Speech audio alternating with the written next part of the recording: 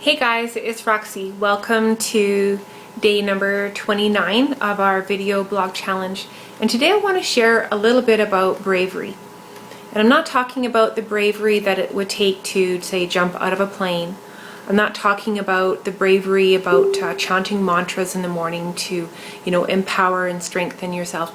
I'm just talking about the bravery it takes to be the real and authentic you in today's world when everything seems to be so light and sometimes so superficial and not being real, and not being truthful.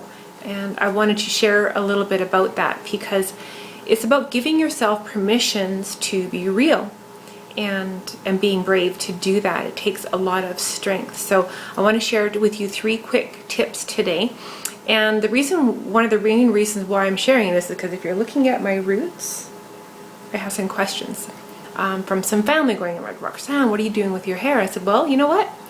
I have been coloring my hair since I have been a teenager. I had my first gray hair when I was 12, and I am being brave, and I'm being real, and I'm being authentic, and I'm just going to let what happens with this mess. Next week, my daughter, who's a hairstylist, is going to do something miraculous with this and make me that popular gray color that seemed to be quite in fashion last fall. So I'm going to work on that.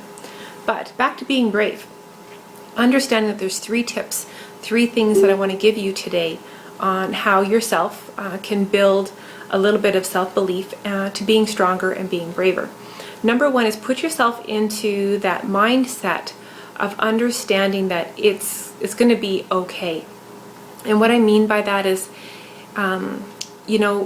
when an eagle's flying around in the world and a storm is happening, he's not like the sparrow that just flits by and goes and hides. He just finds a different place, a different angle, a different tangent to look at the situation, usually by going above the clouds.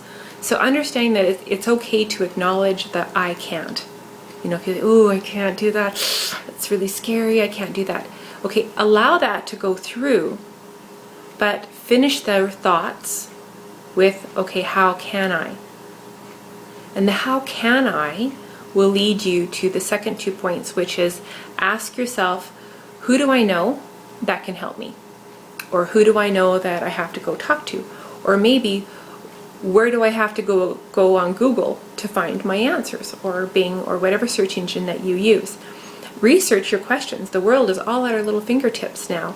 So if you're stumped and you don't have a person that you can lean on or go to, empower your own self by typing out at your keyboard and be searching for answers.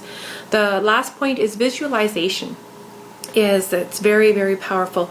And I'm not talking about put yourself in the mindset of doing this by yourself. How about you visualize maybe your best friend doing it with you?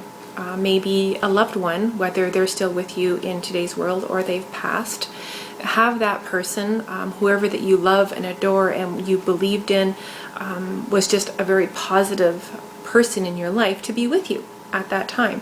What would they do? And role play it through their shoes and maybe have them hold your hand when you go forward. So those are just some of my ideas about being brave and understanding that being brave is sometimes paired with just being real and authentic, and understanding the person doesn't have to know everything. They just have to know a little something, and then be willing to ask for help and reach out to people or ask them to join along in your journey. So anyway, keep going and understand that on the other side of every struggle lies the story of how you got through that struggle, and then you can celebrate it. Talk to you later, and as always, if you found value, please like and comment and share. And if you know what gives me strength and makes me brave every day, and we should chat, ask me about it.